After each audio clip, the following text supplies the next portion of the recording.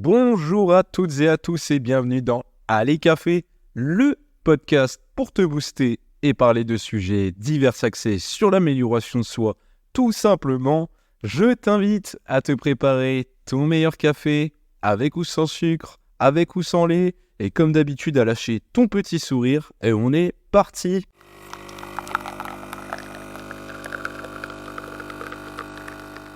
Alors, dans l'épisode d'aujourd'hui, nous allons aborder, comme vous avez vu au titre de ce podcast, les 7 plus grands destructeurs de votre confiance en vous.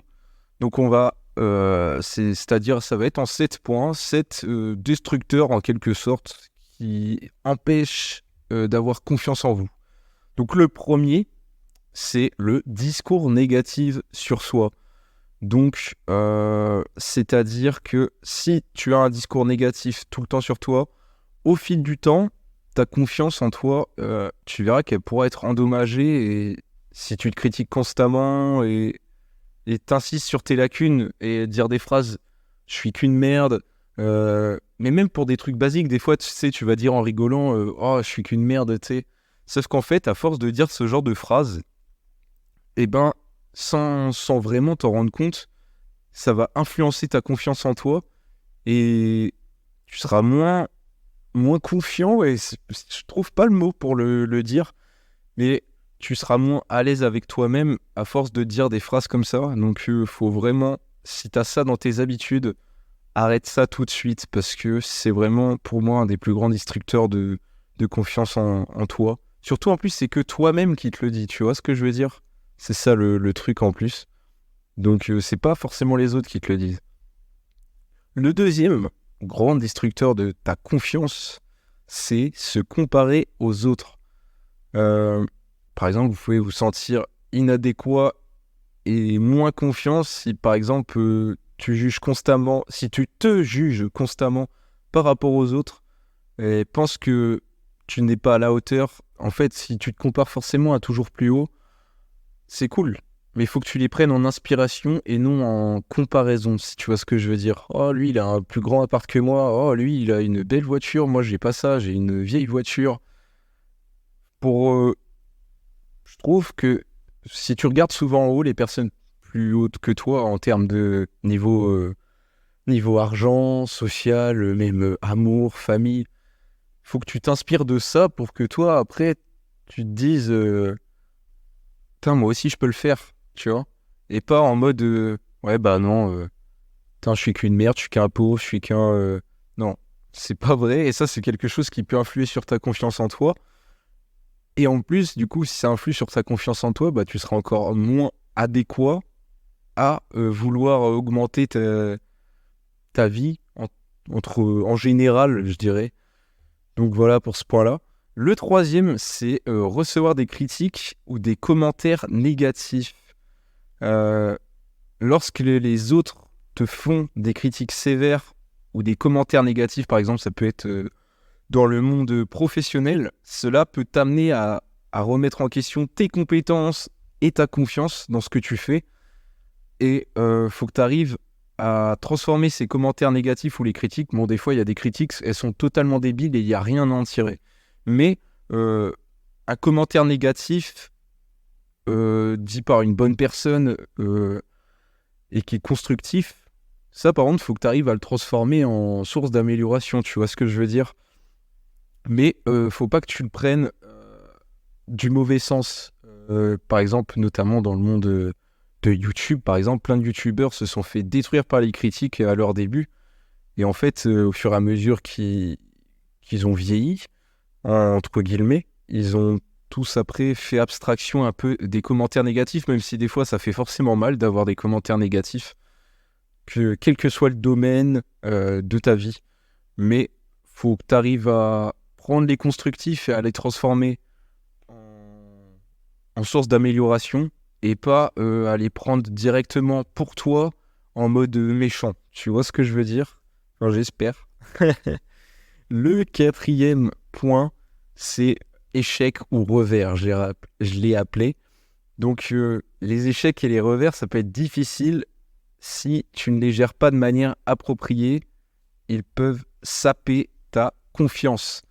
Euh, un échec, pareil, sentimental, professionnel, familial. Un échec, c'est tout le temps dur. Et comme je le dis souvent dans les podcasts, faut que tu tires des leçons de tes échecs et non pas que ça te détruise.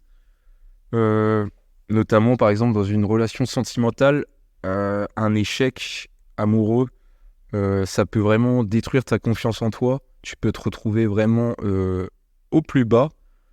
Et forcément, au début, ça sera difficile. Mais tu verras qu'au fur et à mesure du temps, si tu arrives à bouger, tout ça, mais quel que soit le domaine, dans plein d'échecs, au début, tu passes comme dans un deuil, par exemple, quelqu'un qui est pareil, qui a créé son entreprise et l'entreprise se retrouve en faillite, c'est pareil. Au début, c'est dur à encaisser, faut que tu tires les leçons de tes échecs. Et puis, c'est comme une phase de deuil, je disais, c'est-à-dire, faut que tu arrives à. Forcément, tu vas avoir des moments de colère, mais il faut que tu arrives à ressortir, à rebouger, à faire les choses qui te font aller mieux. Et tu verras que ça ira mieux et faut pas trop que ta confiance soit impactée, même si forcément, après un échec, ta confiance elle va être forcément un petit peu impactée, mais il faut pas que cela te la détruise sur le long terme. Faut pas avoir peur de tenter des choses dans le futur, parce que il s'est passé ça, et donc ta confiance, pam, elle en a pris un coup. Non, tu verras que si tu sors, tu rebouges, tu fais du sport, tu rencontres les bonnes personnes, ça ira mieux, ta confiance en toi ira mieux. Et aussi, il faut réussir à avoir confiance en toi sans l'aide des autres. Ça, c'est le goal, tu vois. Donc voilà pour ce point-là qui est très important sur les échecs.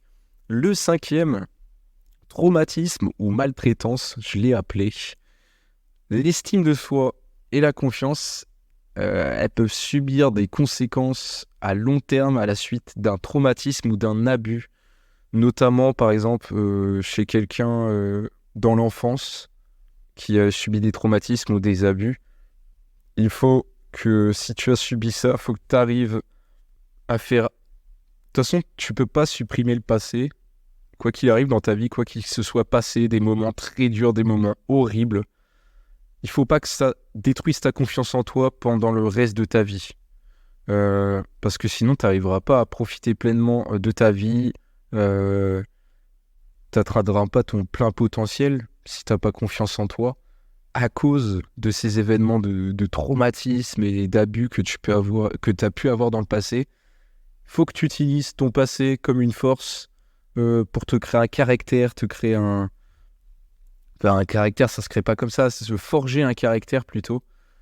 Et donc, ça va avec la confiance en soi. Donc voilà, pour ce point de traumatisme ou maltraitance notamment. Le sixième et avant-dernier point, le manque de soutien. Celui-là, il peut vraiment faire très mal dans votre confiance en vous.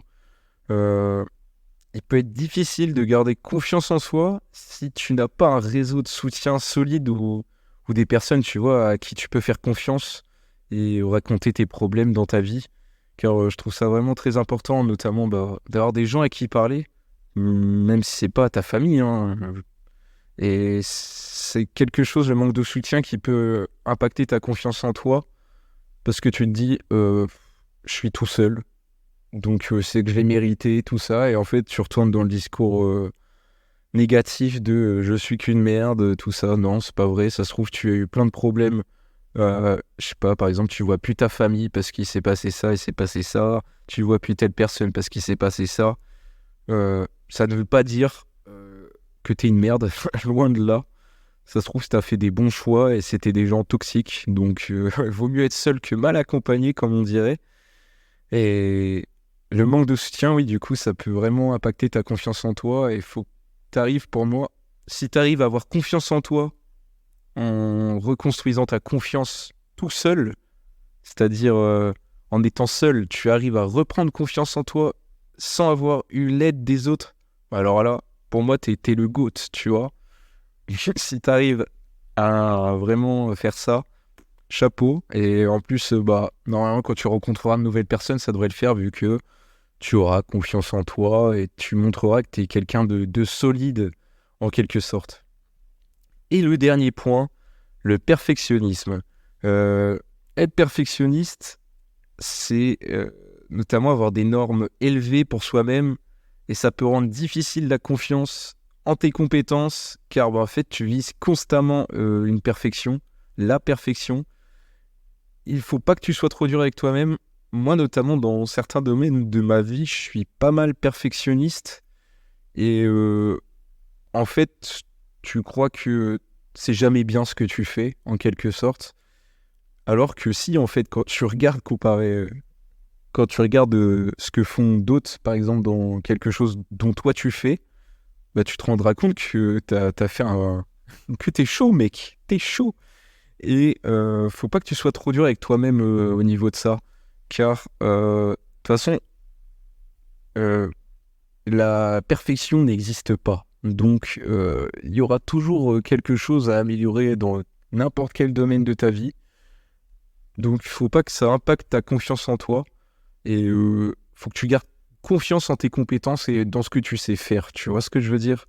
Et de toute façon, en plus, faut se dire que tu peux toujours apprendre dans ta vie, tu vois. Même si tes compétences, elles te bloquent dans un domaine parce qu'il t'en manque. En fait, aujourd'hui, tu peux tellement te former n'importe où sur Internet, faire des formations. Il y a tellement de choses à faire que pour moi, c'est débile de perdre confiance en soi parce que, notamment là, à cause de ça, parce que tes compétences, de toute façon, tu peux toujours faire qu'elles s'améliorent. Donc voilà, là-dessus. Donc voilà pour cet épisode. J'espère qu'il vous aura plu. Petit aparté, au mois d'août, s'il n'y aura pas d'épisode de podcast, allez café, entre guillemets, prends des vacances. Et pour revenir plus fort à la rentrée, donc dès début septembre, vous inquiétez pas, il y aura un épisode. Et il y aura sûrement aussi une grande nouvelle. Par exemple, sur Instagram, je vous avais spoilé un petit peu un truc au mois de juin, il me semble. Par exemple, les stickers qui vont bientôt être en vente et il y aura d'autres choses. Donc, je suis vraiment en train de travailler là-dessus en ce moment et ça devrait bientôt arriver, notamment à la rentrée, quand il y aura le retour du podcast. Donc, en tout cas, je vous souhaite un super mois d'août à toutes et à tous. Profitez bien et puis surtout, n'oubliez pas d'être productif. Allez, ciao.